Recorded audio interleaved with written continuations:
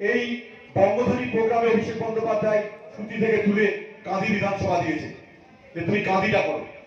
আমি কাঁদিটা করছি, আমাকে ভগবানগুলা করতে পারবো। জেলায় যুব সংগঠনটা আমি ওইভাবে করেছি।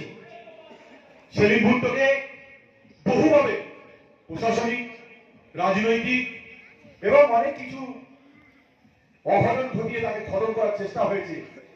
আমরা বলেছি আমরা আছি। সাগিরদাকে, চাঁদকে বলি, রাজেশদেরকে বলি, পদের দরকার নেই ভুট্টোর, একটু দেখবেন আপনারা, ছেলেটার মধ্যে সংগঠন আছে, ছেলেটার মধ্যে নেশা আছে। এরকম ভুট্টো মুর্শিদাবাদ জেলায় আমি অনেক তৈরি করে রেখেছি। সময় এলে অভিষেক দাকে পুরস্কার তুলে দেবো। তাই আজকে নিঃশব্দ বিপ্লবকে নিয়ে আপনাদের এই ভগবানগুলা আমাকে বারবার টানে। আমি সব জেলার সব বিধানসভা বাদে আমি ভুট্টোকে বললাম ভগবানগুলা থেকে আমরা 25 তারিখ আসবো। কেন? সেলিম ভুট্টো একটা মুসলিম ছেলে।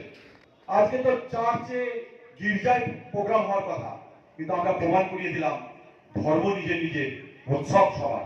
তাই আজকে আমরা এখানে সবাই মিলে উৎসবে মিলিত হয়ে বাংলার কাছে আমরা বার্তা দিতে চাই যে অন্তত যাদের যোগ্যতা আছে, যারা অসম্মান হয়েও সম্মান পাইনি, অসম্মানিত হয়েছে, তারা দেখুন আজকে আমাদের মঞ্চে এখানে বসে আছে। সেকেন্দাররা আছে, আমাদের পুরো নেতৃত্ব আছে। আমরা মুর্শিদাবাদ জেলার নিঃশব্দ বিপ্লব বাহিনী সবকে আনতে পারিনি, অনেকটা দূর তো। কাঁদি মহকুমায় আমরা একটা প্রোগ্রাম করব। আমি এখানে সবাইকে আমন্ত্রণ জানাবো যে সেলিম ভুট্টোর সঙ্গে আমাদের এই সমস্ত নেতৃত্ব যেন কাঁদি মহকুমায় জানুয়ারি মাসে নতুন বছরে যাবে। আমরা এইভাবে আজকে আর কোনো বক্তৃতা না করে আমরা এইভাবেই সবাই চলুন, একটু ইউনিটি রেখে সংঘবদ্ধ হয়ে। ছাত্র রাজনীতিতে আমরা পড়েছিলাম শিক্ষার প্রগতি, সংঘবদ্ধ জীবন এবং দেশপ্রেম। এই তো তিনটে পিলারের উপর রাজনীতি দাঁড়িয়ে আছে। ছাত্র রাজনীতি যারা করেনি তারা রাজনীতির মজাটা কি বুঝবে?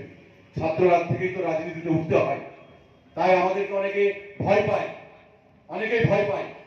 এখনো অনেকে দিদির অনেক প্রকল্পগুলোকে সঠিকভাবে